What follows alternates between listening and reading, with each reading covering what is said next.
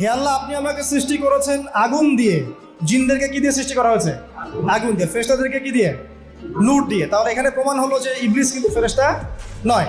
আমাকে সৃষ্টি করেছেন আগুন দিয়ে। ওয়া খালাকতাহু মিন তিন, এবং আদমকে সৃষ্টি করেছেন তিন মানে কাদামাটি দিয়ে। তার মানে আগুন কাদামাটির চেয়ে সুপিরিয়র, বেশি মর্যাদা সম্পন্ন, ওর মানে কে আছে আর কি। এই কারণে সে সিজদা করলো না। এবার আল্লাহ রাব্বুল আলামিন বলছেন, ক্বালা ফাহবিত মিনহা, ইবলিস এখান থেকে নেমে যাও। এটা কোন জায়গা? একদম মহাকাশের উপরে না, নাকি পৃথিবীতে? এটা সাত আসমানের উপরের ঘটনা। ইতিহাস শুরু হয়েছে মহাবিশ্বে। মানুষের অস্তিত্বও ছিল না, এমন একটা সময় চলে গেছে। মহাবিশ্বে কোটি কোটি বছর চলে গেছে যখন মানুষ বলতে কিছু ছিল না। ছিল না। অনেক পরে মানুষকে সৃষ্টি করা হয়েছে। তো এখন দুনিয়াতে মানুষের চলাচল দেখলে মনে হয় মহাবিশ্বে সে একাই আছে, আর কেউ নাই, তাই না?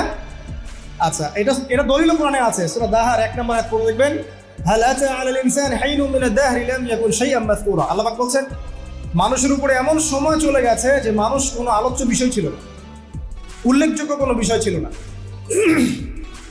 তো সভ্যতার শুরুর ঘটনা হচ্ছে এটা, মানে মানব সভ্যতার একদম শুরুর শেকড়ের ঘটনা হচ্ছে এটা। একদম শুরুর চেতনা, শুরুর সংস্কৃতি শুরু হচ্ছে এখান থেকে। এবার ইবলিস বলছে, আমি সিজদা করবো না, বিকজ আমি তার চেয়ে সুপিরিয়র।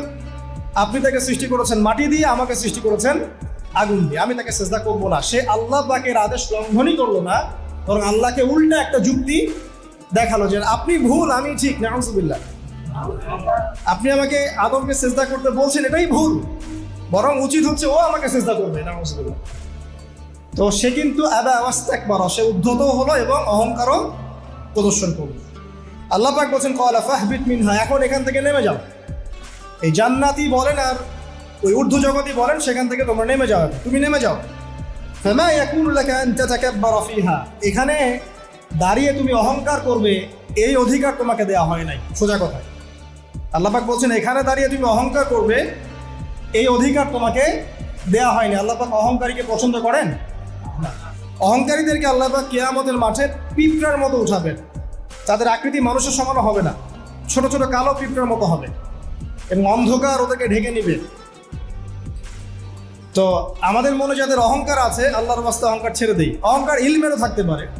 একজনের অনেক বড় ইলমি ডিগ্রি সার্টিফিকেট আছে, অমুক ফারেক, তমুক ফারেক, অমুক মুহাদ্দিস, অমুক মুফাসসির, ডাবল ডিগ্রি, এটার অহংকার থাকতে পারে।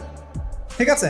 আবার অনেকের টাকা পয়সার অহংকার থাকে, অনেকের ক্ষমতার অহংকার থাকে, আবার এখনকার মেয়েদের